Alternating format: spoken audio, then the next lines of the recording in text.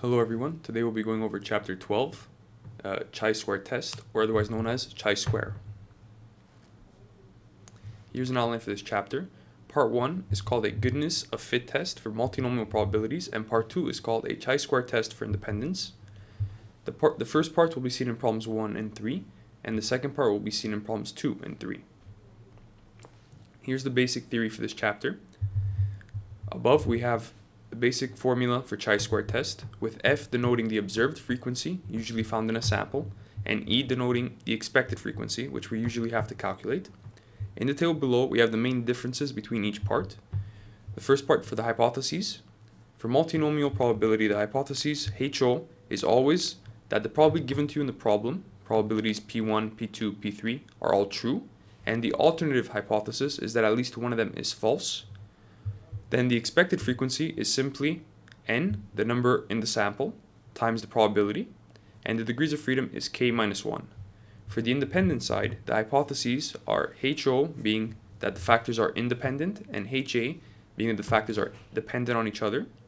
The expected frequency is found by doing the total of the row times the total of the column divided by n, and the degrees of freedom is found by doing the row, number of rows with data, minus 1, times the number of columns with data minus 1.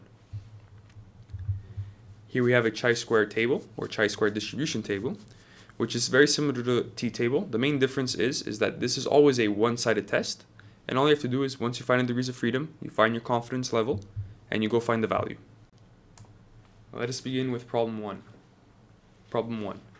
It has been estimated that employee absenteeism costs North American companies more than $100 billion per year. As a first step in addressing the rising cost of absenteeism, the personnel department of a large corporation recorded the weekdays during which individuals in a sample of 362 absentees were away over the past several months. Does this data suggest that absenteeism is higher on some days of the week rather than others? Use an alpha of 0.05, and then the question would give you this table. The first thing to do is understand if this is a case 1 problem or case 2 problem. Are we dealing with probability or a case of independence? Since we're dealing with probability, it's a case 1 problem, and we can quickly denote HO and HA. In this case, since we're testing if people are absent more on certain days rather than others, we must assume that originally there is no favoritism and they're all absent evenly, meaning that on Monday, probability, the people being absent would equal to 20% of all absentees. On Tuesday, the probability would also be equal to 0.20. On Wednesday, the probability would be equal to 0.20. On Thursday, the probability would equal to 0.20. And on the Friday, the probability would also be equal to 0.20. Then our HA would be that the probabilities are not the same, or in this case, at least one of the probabilities is untrue. Now we have that, we can actually work with the chart. In the chart, they tell us that 87 people were absent on a Monday, 62 people were absent on a Tuesday, 71 people on a Wednesday, and so on and so forth, meaning that out of our sample, this is what we saw. Therefore, this is our observed frequency, which is denoted as F. And now we need to find our expected frequency. Expected. The formula being the probability times the sample size. So in this case, our sample size is 362. And the probability of someone being absent on any given day is 0.20, which gives us an expected value of 72.4.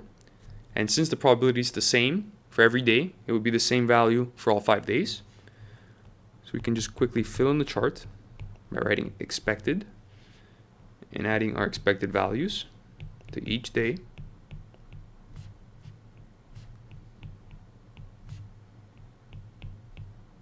And then adding them up to get the same total. Here we have the same chart, just copied on this page. And now what we have to do is calculate our chi statistic, which the formula for is right here. And what we have to do is think of each value in terms of pairs with a frequency and expected, and we have to, for each one, take the frequency, or the observed frequency, minus it by the expected, squared, divided by the expected. So that's for Monday. Now for Tuesday.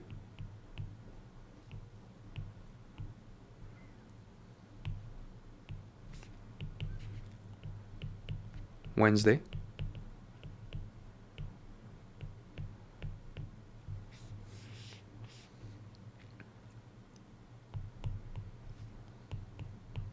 Thursday. And Friday.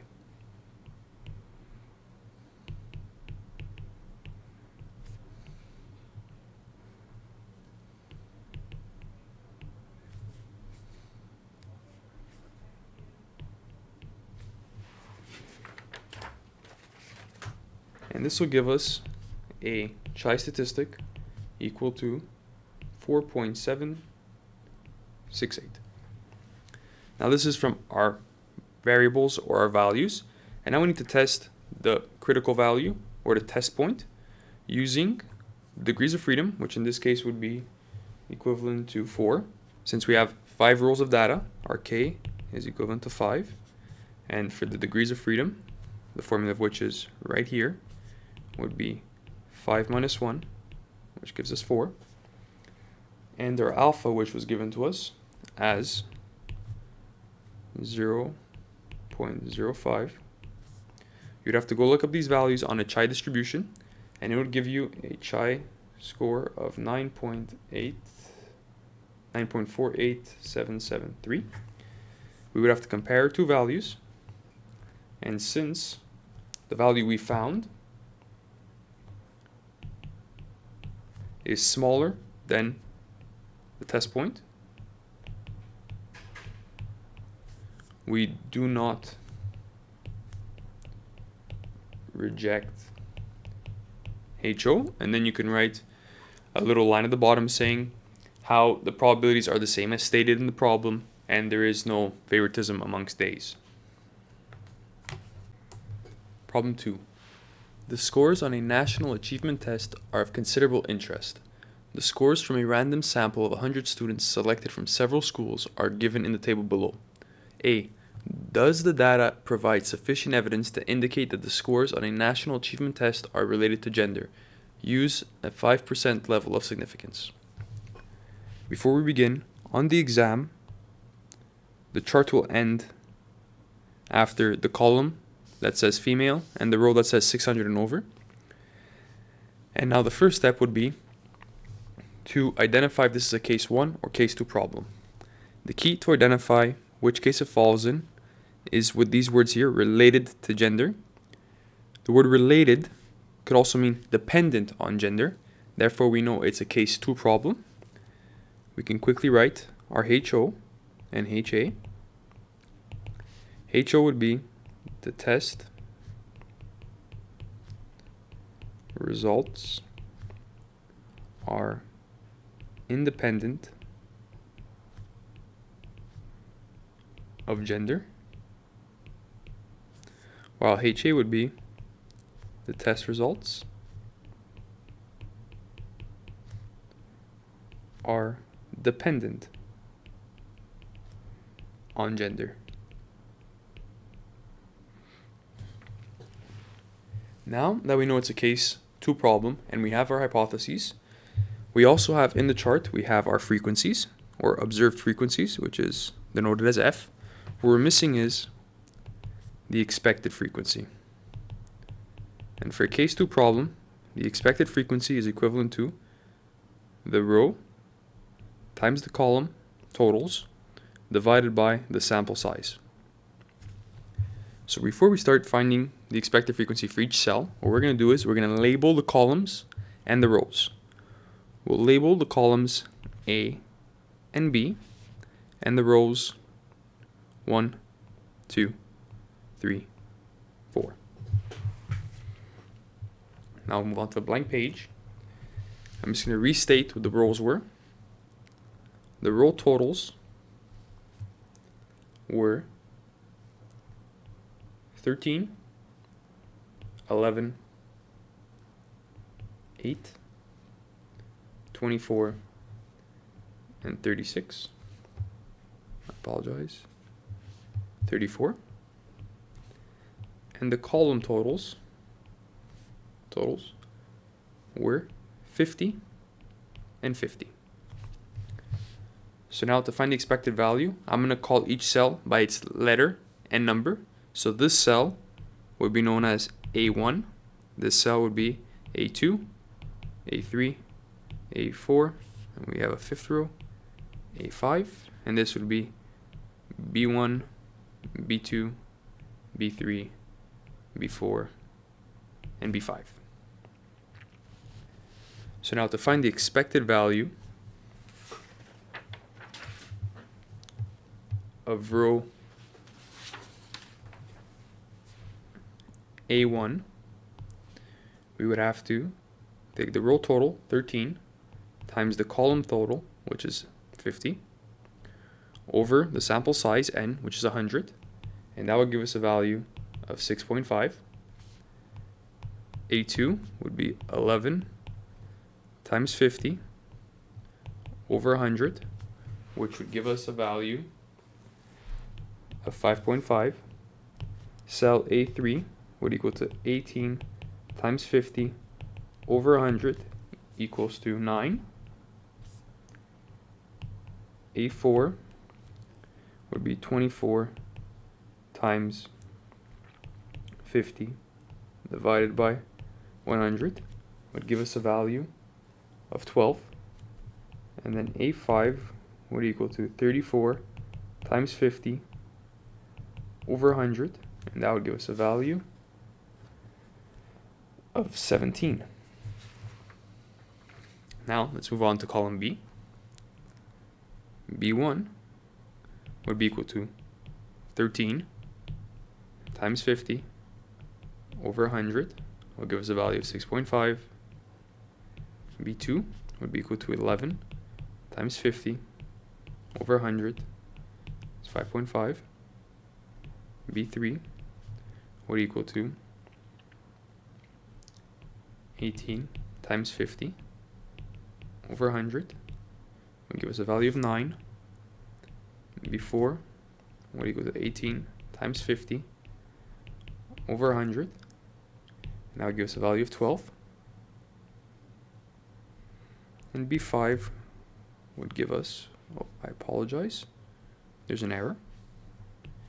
It was, B4 was 12, was actually, sorry, 24 times 50 over 100. And B5 would be 34 times 50 over 100, which give us a value of 17.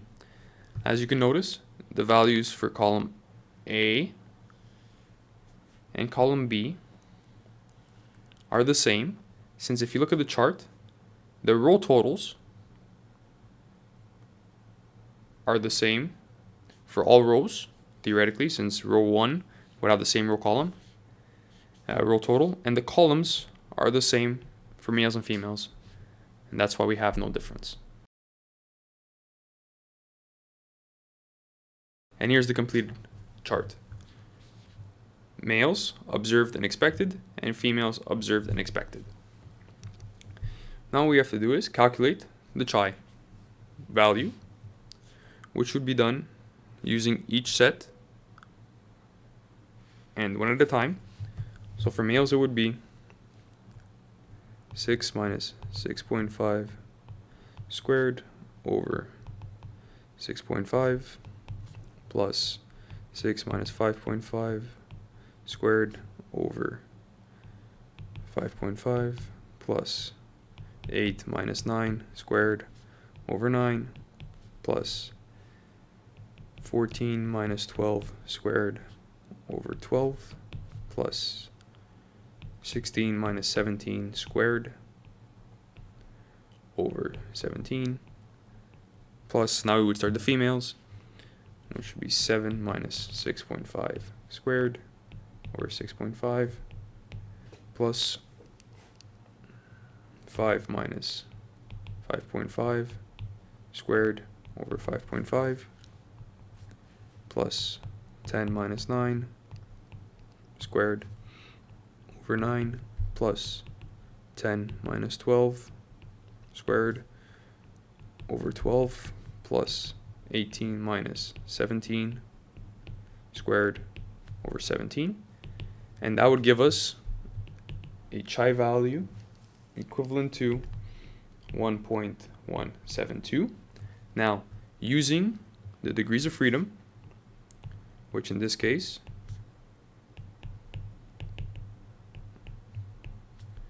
equals to r minus 1 times c minus 1, which if we go back to the original problem, how many rows of values did we have and how many columns of values did we have? We had 1, 2, 3, 4, 5, and 1 and 2. So we have 5 columns, 5 minus 1, times 2, or 5 rows, minus 1 times 2 columns, minus 1, which gives us 4 degrees of freedom.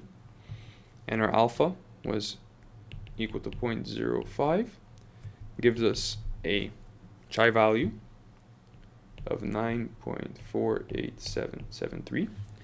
And since again in this case, the value we found, or our critical value, was 1.172, which is still less than the value from the table,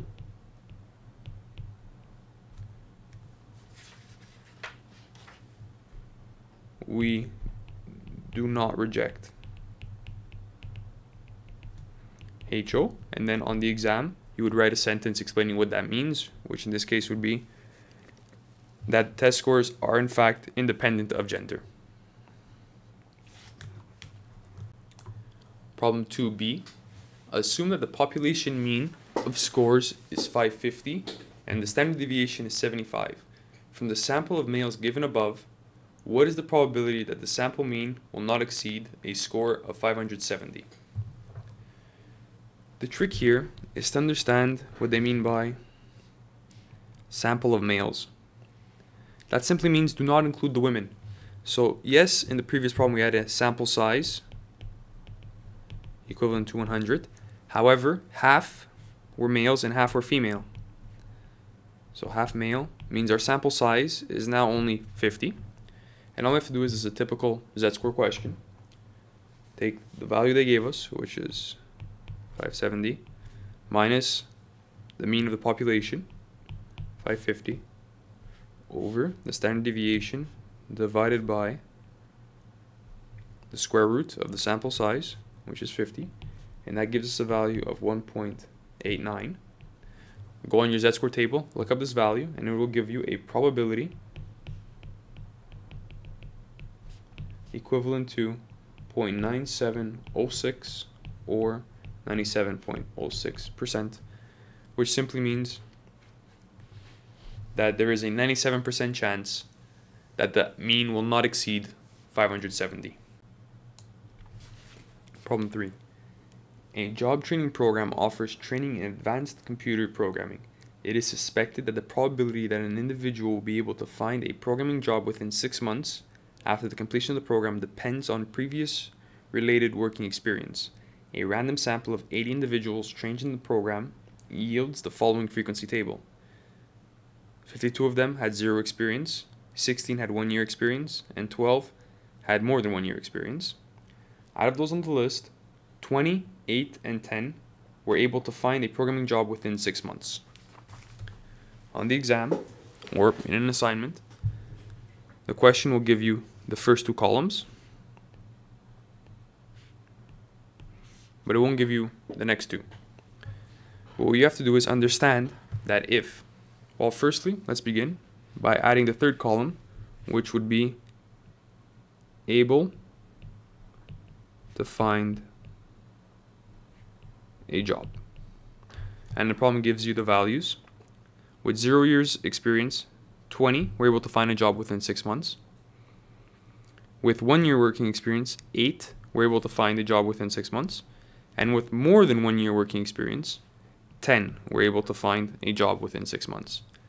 However, if there were 52 in all and 20 found a job, that means 32 did not find a job with 0 years experience.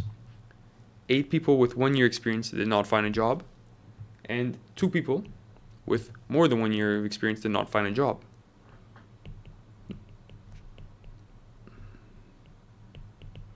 A job, we can add up their totals, which gives us 38 and 42.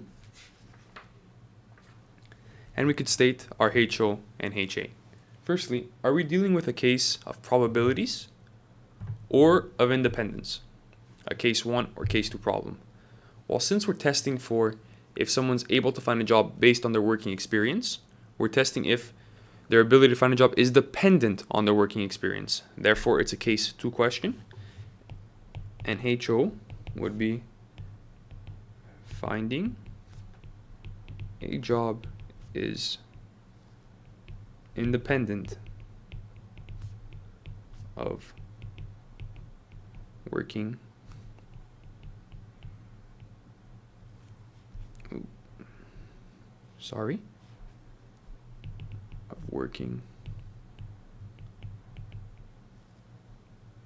experience.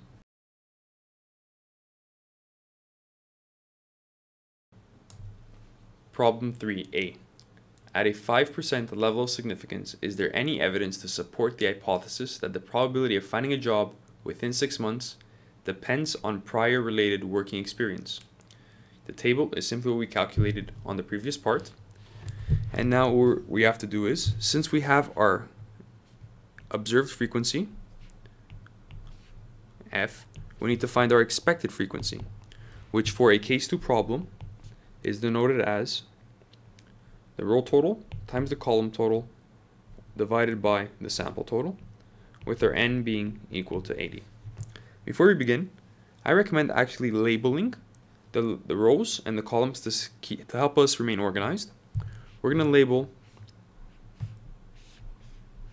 the columns with A and B, similar to something you'd see on Excel, and each row with a number 1, 2, and 3. This was our frequency and frequency. So now let's begin. To find the expected value of cell A1, which is located right here, we would have to do the column total, which is 52, times the row total, 38, over 80, which gives us an expected value of 24.7. Now for cell A2, which is right here, it would be the row total, which is 16, times the column total, which is 38, divided by 80, and that would give us a value of 7.6. And for cell A3, row total, which is 12, times column total, 38, divided by 80, gives us a value of 5.7. Now let's move on to column B. Cell B1 would be equal to the row total, 52, times the column total of 42, divided by 80, gives us a value of 27.5. Cell B2, which would be the row total, 16, times the column total of 42, divided by 80, gives us a value of 8.4. And then for the last one, cell B3 would be the row total, 12, times the column total, 42, over 80, and that would give us a value of 6.3. Now that we have the expected values, we can move on to finding the chi value, which would be denoted by organizing the data in pairs. And we can begin. It would be 20 minus 24.7 squared over 24.7 plus 8 minus 7.6 squared over 7.6 plus 10 minus 5.7 squared over 5.7 plus 32 minus 27 squared divided by 27.3 plus 8 minus 8.4 squared over 8.4 plus 2 minus 6.3 squared over 6.3, and that gives us a chi value equivalent to 7.922. Given that value, now we have to go find a value on the chi table using our alpha of 0.05 and degrees of freedom equal to r minus 1 times c minus 1. In the problem, we had 2 columns of data and 3 rows of data. So it would give us 3 minus 1 times 2 minus 1, which gives us a degrees of freedom equal to 2. Our x squared, or our chi value, equal to an alpha of 0.05, and 2 degrees of freedom gives us a value of 5.99. And in this case, since the value we found, 7.992, is greater than 5.99, we do reject HO, meaning that the ability to find a job within 6 months is in fact dependent on the previous working experience. Problem 3b. At a 10% level of significance, is there any evidence against the hypothesis that the percentage of individuals in the program with 0, 1 year, and more than 1 year of experience are respectively 70%, 15%, and 15%? Right away, since we're dealing with probabilities, we could tell this is a case 1 problem, meaning a multinomial probability problem, and we could quickly list our HO and HA. HO would simply be that the probabilities are as stated, meaning that P1, probability 1, is in fact 70%, probability 2 is in fact 15%, and probability 3 is also 15%. While HA would be at least 1 probability is untrue. Now, let's complete the table. We're dealing with work experience, so that's what we'll call our first column. The first row will be 0 years of experience. The second row will be 1 year of experience. And the third row would be more than 1 year of experience. The second column would be our observed frequency, which is the same thing we used for the previous problems, which were 52 people with 0 years experience, 16 with 1 year experience, and 12 with more than 1 year experience, for a total of 80 people. And our expected frequency would be found using the formula, which is expected equals to sample size, which is 80, times the probability. So for the first cell, it would be 80 times 70, which gives us a value of 56. For the second cell, it would be 80 times 0.15, which would give us a value of 12. And for the third cell, it would be 80 times 0.15 again, which would give us a value of 12. For a total of 80. Now that we have our observed frequency and our expected frequency, we could find our chi value using the formula here. And that would simply be chi equals to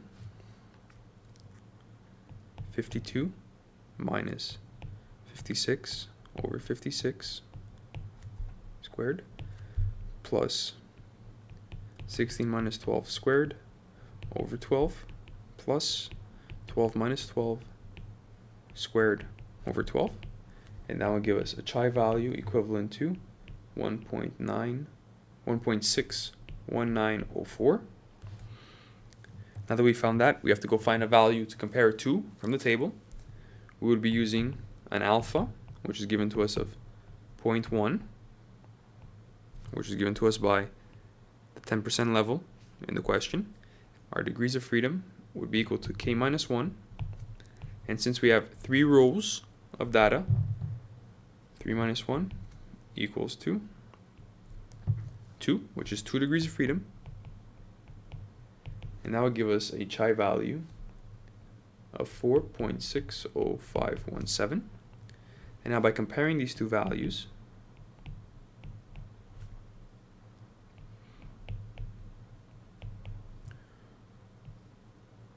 we could see that the value from the table is greater than the value that we found using our values. So that would mean we do not reject HO, meaning that the probabilities that 70% have 0 work experience, 15% have 1 year work experience, and 15% have more than 1 year work experience hold true. That is all for this video. Thank you very much, and I hope to see you guys next time.